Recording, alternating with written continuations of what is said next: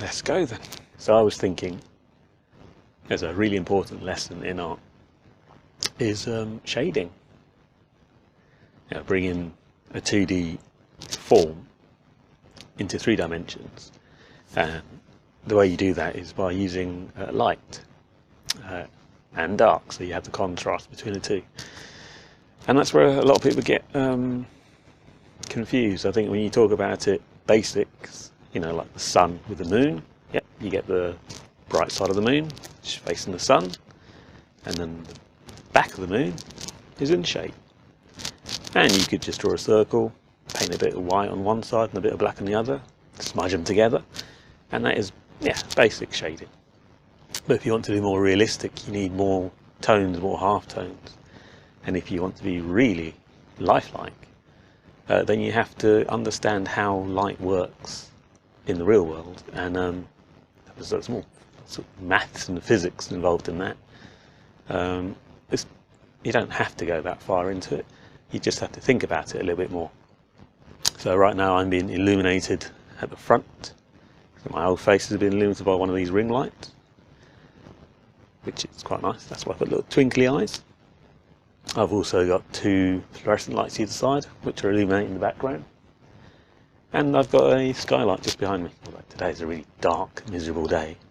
But that's also giving me an ambient light, and it's bringing in a bit of colour, because these fluorescent things are very blue, cold, whereas the sun's giving a nice warm yellowy red orange, some sort of yellow at the moment.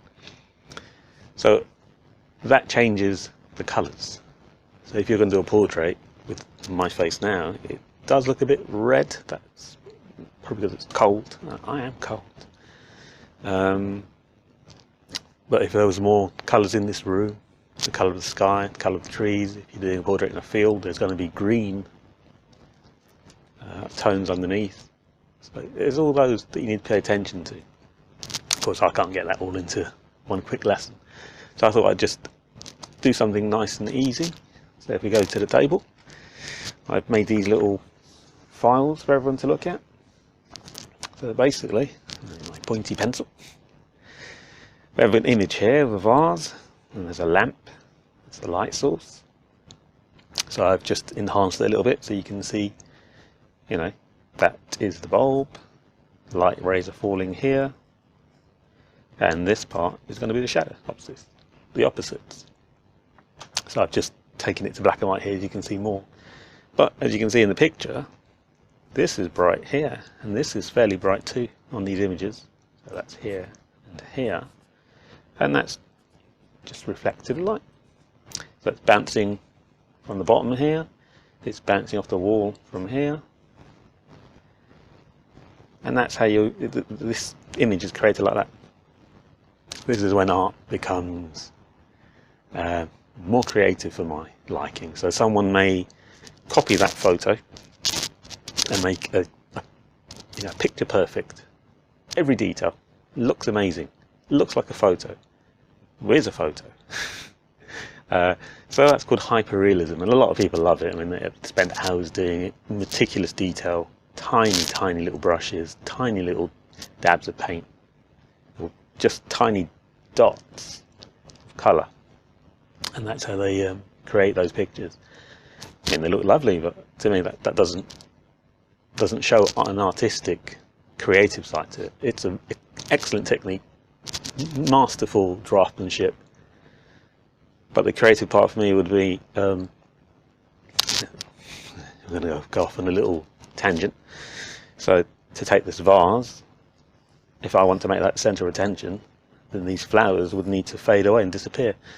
Just like portrait mode on these new iPhone things, where they've blended the background out, it just carries it fuzzy. So you concentrate on your face, on the portrait, and that is what old masters would do in their portraits. So the background may have been something completely different, flowers, trees, you name it, because you want the focus to be where you want it to. I mean, some people can just focus on one little corner of the face, just on one eye, just one side, and the rest will be faded. That's an art skill to really enhance that one little square and then fade it away. So it brings your eye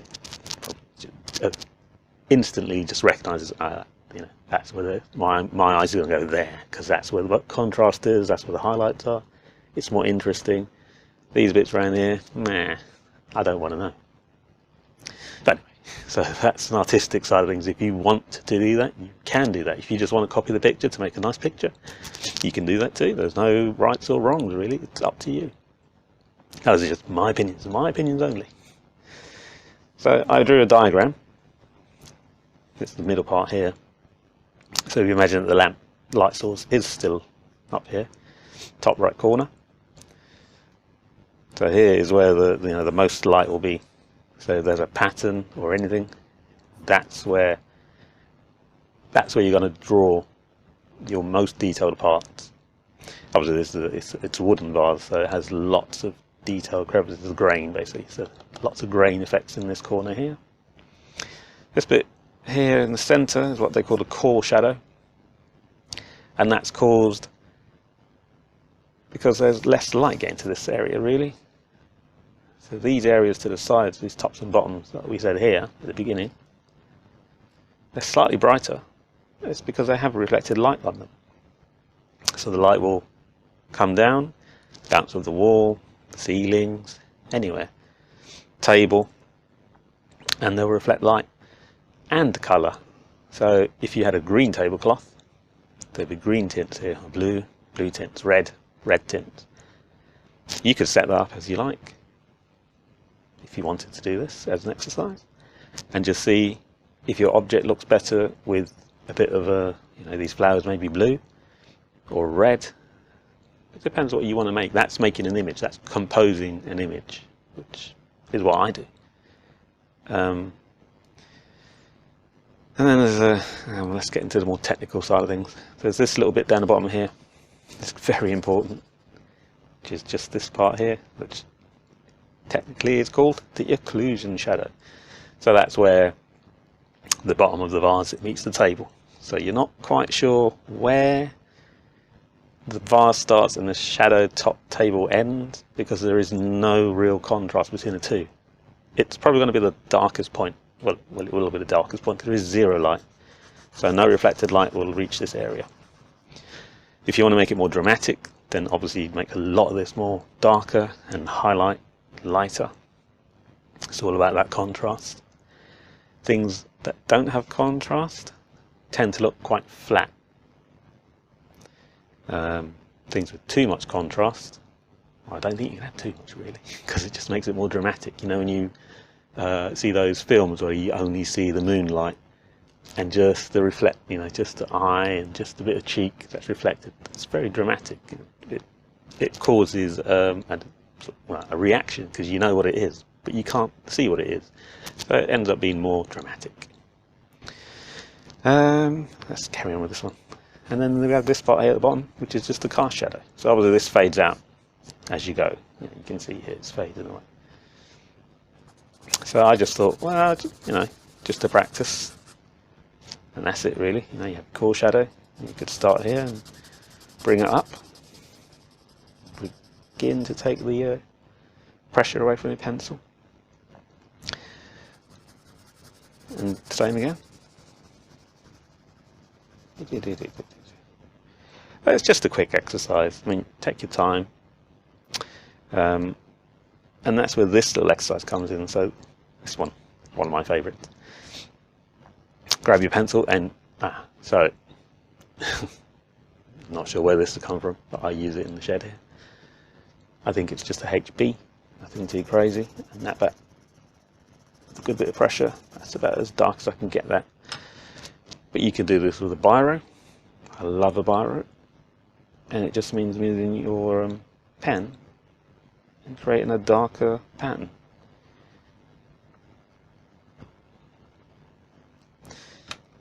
Or charcoal. This is a charcoal pencil. Charcoal has the added benefit that it's so easy to blend away. You can kind of cheat with charcoal. But if you're just trying to get your head around it, a charcoal pencil, pound shop. excellent for sketching, and these are, you know, yeah, every artist use a charcoal pencil or a stick of charcoal. So these are just more convenient, and they also come in it's not small, medium, large, soft, medium, and hard, basically. So I'm not sure what this one is, the blue one. So it depends how much pressure you have to put on to get the strokes. Some of them lighter ones, you can do really light sketching, very good. Please, just recommend it. You don't need anything professional. There is no artist pencil. It's just a pencil. Obviously, you know, there's the B grades. I found a nice fresh B pen. So I think the recommended ones are like a 2B or a 4B. If you have the whole range, then you can get a lot more. I mean, I've sectioned this into 6 boxes, really. It's just to practice. So the idea is you go across, you know, trying to get this as dark as you can. And you're trying to make a uniform shade here. That's what it is. So you don't really want to see any pencil strokes through there. You don't want to push down too hard and get that in the middle of it. That would ruin the picture. And the best way to do that is to hold your pencil like this, really. So, not the writing, not like this. Just a bit different. And use it from the elbow. So you've got a lot of strokes going on. And it really works. So there we go.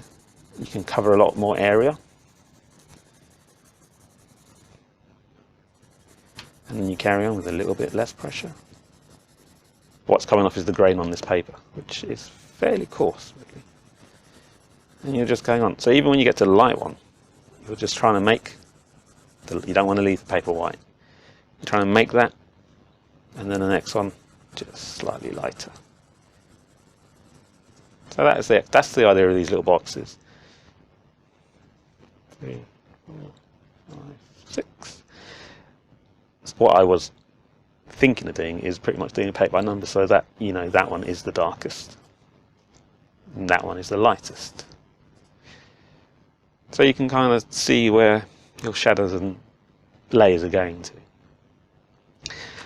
So, I mean, it's very difficult. And practice is the only way. I did the outline here, and I've done a second sheet with 2 more sort of, you know, just examples here, blank. So you can practice on your own. It doesn't matter about the shape. You can draw your own. You can draw fruit bowls, apples, tennis balls, or just any shapes. Obviously, if your shape has different sides to it, irregular, then those shadows and highlights change and along. I mean, there's a great video, so much great videos on YouTube, where the exercise was about the nose. So this lady had a little sculptured, a little plaster cast nose, and she just had a torch, and she just shone the torch around the nose, and the amount of shapes in the nose there's a lot of them. Difficult to draw, because it isn't an actual outline. It is all shades. So you can't really draw a nose, because it really isn't. It's a form. You have to describe that in shadows, and shades and highlights. It's the only way to do it. So that's what I thought. If everyone could try that, or just shading, then we can, you know, carry on with that. And then I went on, and I've done another little PDF page. Hopefully these are going to be available to download PDF, and you can go on with that at your own time. So I put this little ball thing up here, so, you know, obviously again, the light's coming from there, the shadow, as you can tell, is fading out, the occlusion zone, just where it touches the surface. You've always got the core shadowing, the, you know, really dark tone, and the light tone. Depending on this material, I mean, if that was a gloss, that would be pretty much a white dot. But then this would also reflect, the table sides would be reflected into that ball. That's what I mean. It's up to you how much detail you put in. If you put too much in there, it's just too busy, and it ends up looking like a photograph. And yeah, I think they lose it. There's an artist named Veteriano. Pretty sure he's Scottish. So his paintings are more like photographs. I think the way I should have the script up. There's a picture somewhere on the screen somewhere here. So if you look at them, they look quite simple. They look like a photograph, but they're not. They're paintings. And I think what he's done there is a really good combination between a photograph and a painting. So a photograph, if he'd taken a photo, well, I think he has staged them and referenced the photo. But if you'd just taken the picture, there'd have been so much information in that image. It would have just looked fake. But because he's painted it, and while he's painting, you can tell you can just add in a little bit of extra atmosphere, colours. You can change the contrast. I think he's just gone and really perfected that technique. So it looks like a film noir images and situations it's put, and I think they're really well done. Great talent. So I've gone on anyway. So here we got next is a fruit bowl. These images are a little bit blurry, but it's just a bowl of fruit. So I've gone around that, and I've just taken the shapes. So this is what a fruit bowl looked like with no contrast. Just the form, just the shapes, basically. Just the form. Fruit bowl, bananas, oranges, apples, grapes. I mean, the fruit bowl is a classic artist's exercise. Can be done with anything, flowers, you name it, books, anything, any other objects. So I've blown it up here, and again, I just thought it might be an easy thing. So a lot of people get stuck with the drawing, they want the orange to look like an orange, they want an apple to have the apple. It's difficult. I saw there was an artist who struggled. She was trying to explain the shadowing. I'll just draw it here. So she started with oh, that's kind of an apple, but no. Then she wanted to sort of bring it down, and it's got to look kind of novel at the bottom, and then bring it up, and it had to have the little crevice bit at the top and a stalk sticking out, and it just got carried away. And it was a shame because it wasn't part of the exercise. But drawing really is the most important part of art, for me anyway. So I just thought if I take that away, then you can just practice with the shadowing. Drawing is just practice. There's no way to teach drawing. I mean, there are tricks. You can get the ones where you draw around your hand or draw around objects and join together. So yeah, if you'd like to, you just carry on with that, and with the shadow here. That's got a shadow between that banana and that banana. I mean, you could do this with colours. That's the other thing. Yeah, just a simple little thing. I know it looks a bit silly, but just give you a bit more confidence in the old shading. Shading is very descriptive. It's a very good technique. Once you get that down, I think you'd be quite happy to shade away. Hey, well, at least it was for me.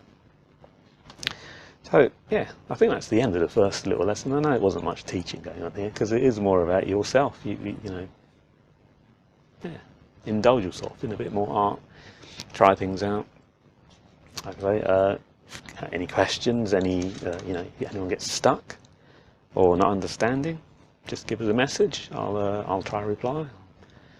I've got a lot of YouTube videos saved, so I'll just pass them on. I mean, no, that's the other thing. I don't want to just repeat videos that you can get online. They are very good, and it is about just practice. It's putting your own time to practice. And if you don't think you're moving, if you don't think you're progressing, swap to a different part of art, a different medium. If you're trying to do pencils, try pen. If you're trying to do watercolors, just try acrylic. Or, change the medium.